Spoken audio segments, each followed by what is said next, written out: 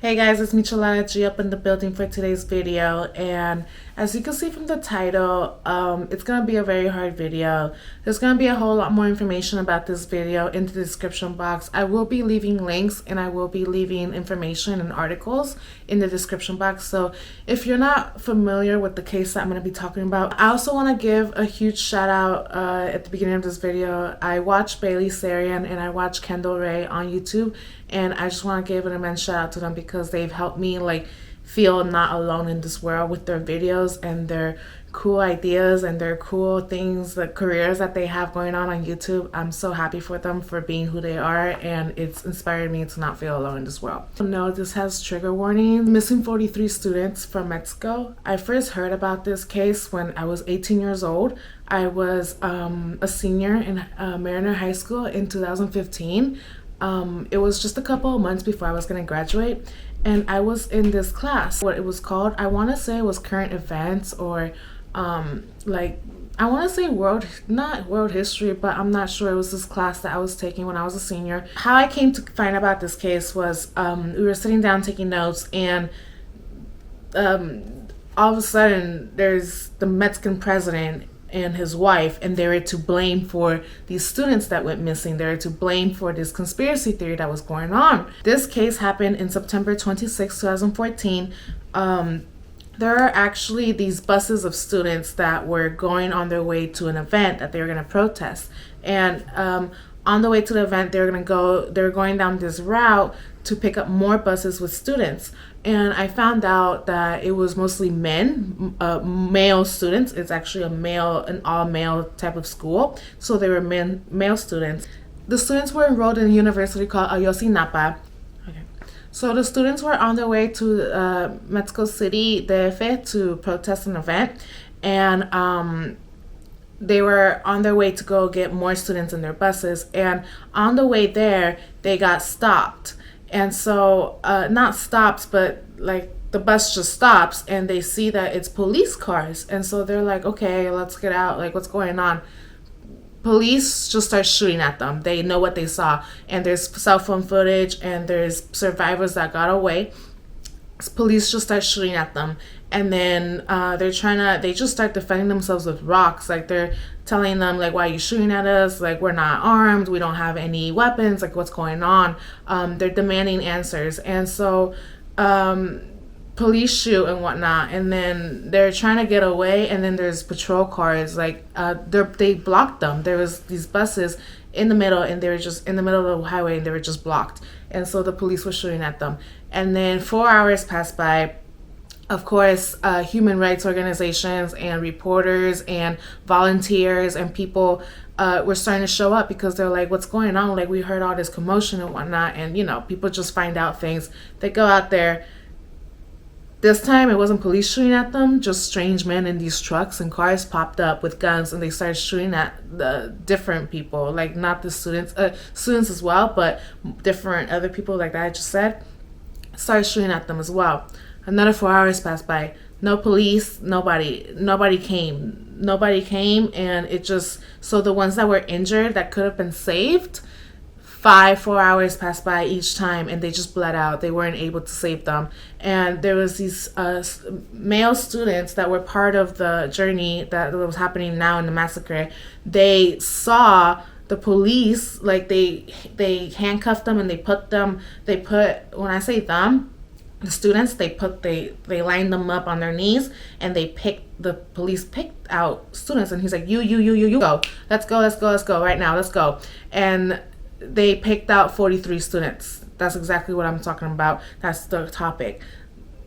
They were kidnapped, they were taken, and the ones that got away are extremely lucky, but they know they're demanding answers. And so they're demanding answers because they're just students. But they're not just any type of students. This happened because the school that they're enrolled in, Ayotzinapa, it's one of the leading schools. And most of those schools, like that university, they're for education, and they're for protesting against the current topics and issues of Mexico's corruptness. Conspiracy theory, this is a murder.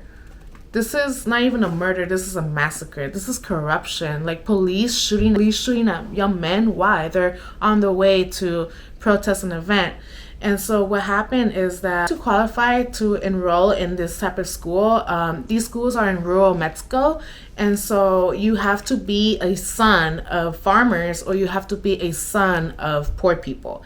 And so these type of schools really protest against political movements, against political speeches, like where there's gonna be mayors and politicians and people that are running for office and important people that are corrupted. A lot of you see it on the news all the time and stuff like that. There's always going to be an opposing side. There's always going to be someone that's protesting the event and whatnot. And so they say that, I remember sitting down in school and like the video that my teacher was showing me, it said that like when I was watching this in 2015, they said that it was the president and his wife that ordered the attack or like that were behind it. And as I was doing research for this video, and I have to look down because I can't really remember the names and stuff like that, they say it wasn't the president Enrique and his wife. They say it was the mayor of Guerrero, Jose Luis Abarrea.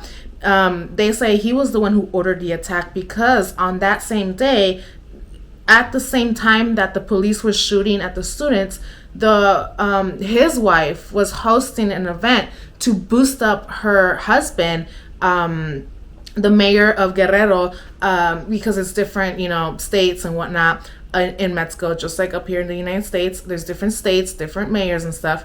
So she was like, she was going to speak at this event, boost him up, give him confidence and make him look good for the people, by the people. But the people, which is the opposing side, that's what they were going to that event. They were going to oppose that side. They were going to oppose their opinions. They were going to be like, no, we don't want you to be the mayor for 2015. We want a different mayor. We don't agree with your ideas and whatnot. They say that she has links. She has family links, and she had accounts linked to the narcos. The police and narcos had a massacre with those students that night. So they say that they found out accounts and they found out a lot of family links with the wife, not the husband. The husband's a mayor. And so they found out he ordered the attacks because he didn't want them there. I'm going to post videos in the description box down below to show you the videos that I saw and the interviews that I saw. And there's survivors that told their stories in these interviews as well. So you'll be able to, whatever you don't understand from this video, do not worry. There's going to be plenty of links down below in my description box. And then check this out. 4 days after the attack on September 30th, the mayor requested a leave of absence and they just vanished. Like him and his family, they're just gone. And so now that's why the people are upset with the president. Well, not now, I'm so sorry, but in that timeline, the people were at the same time, just the mayor's acting weird. The mayor just left. He just disappeared like that immediately. And then in that time, that's just a couple of days, but eventually it was just weeks. The president stayed quiet. The president of Mexico was just silent. He didn't talk about the topic or anything. He eventually flew to Guerrero, but it wasn't enough. It wasn't what the people wanted. The families of the missing students are begging for their sons to be brought back to them alive. They're like, you took them from us alive and we want them back alive. And so the speeches aren't enough. The the president is in charge and he's not allowing the human rights organizations. He's not allowing certain troops to be questioned. He's not allowing all of the records to go public for the families and for organizations to help them. The government isn't involved. It's just volunteers from the city, volunteers from around, like people that are just normal people. They're volunteering to find the missing 43. I'm not sure if you guys are familiar with the education in Mexico. It's not like here in the United States of America where no child is left behind. Like there's no holding back a child. Like they continue on with their education. If they drop out, they drop out. And GEDs, free programs at colleges to help you out. You don't even have to be a college student. You can just go and enroll yourself and you'll be fine.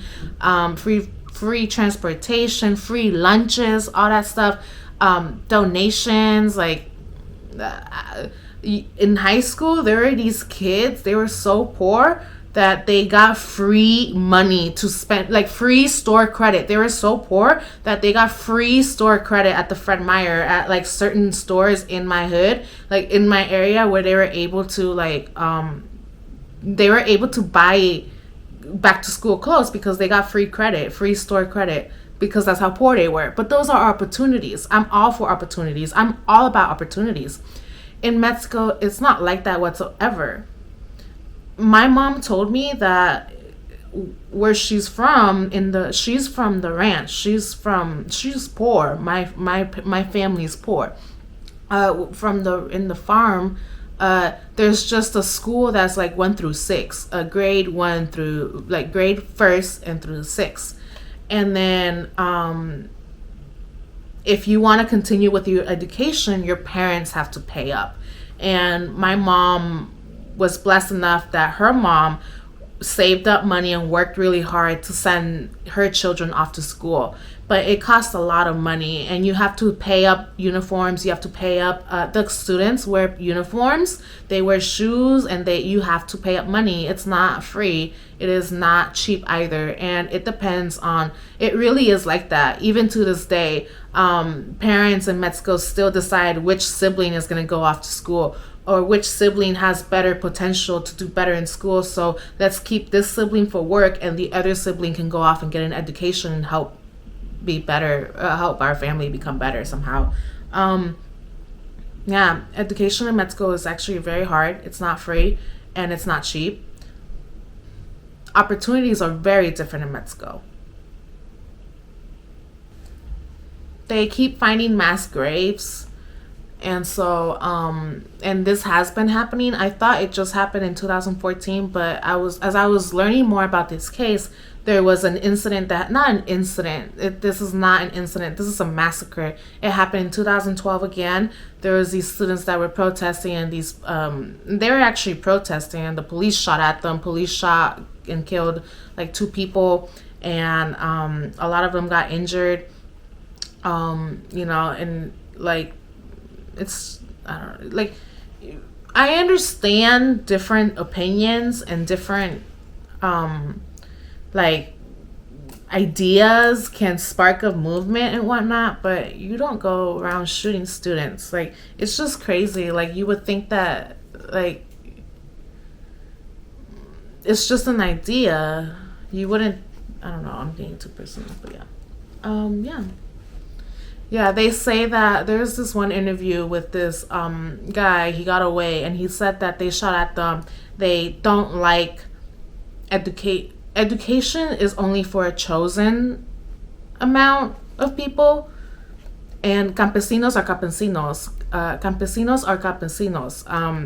Farm workers are farm workers. They want farm workers. They don't want to lose their farm workers. I wasn't gonna get very personal, but I am a granddaughter of farm workers, and it's not a great life to be a farm worker in Mexico. It's not luxurious. It's not a nice life, and they don't want to lose their farm workers. The government and a lot of people, they don't want to lose their farm workers. So if they're sending off their sons to get education, and it's sons, it's not daughters, it's sons, so they're able to make heirs, they're able to keep the bloodline going. They're gonna keep getting educated. If one son is educated, he's gonna have another son, and he's gonna educate him, and then we're gonna lose the farm worker. We're gonna lose the farm workers. We're gonna lose the poor people. We're gonna lose the ants. I need ants. Like,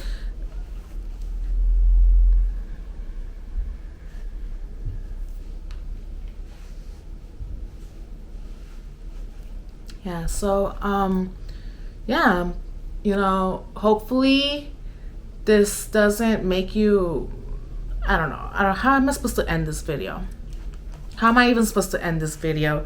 I have to stop looking too much at that case, because there's all these interviews with the parents and all these interviews with the family members, and it really does break my heart, because they took them away when they were alive, so they want them back alive.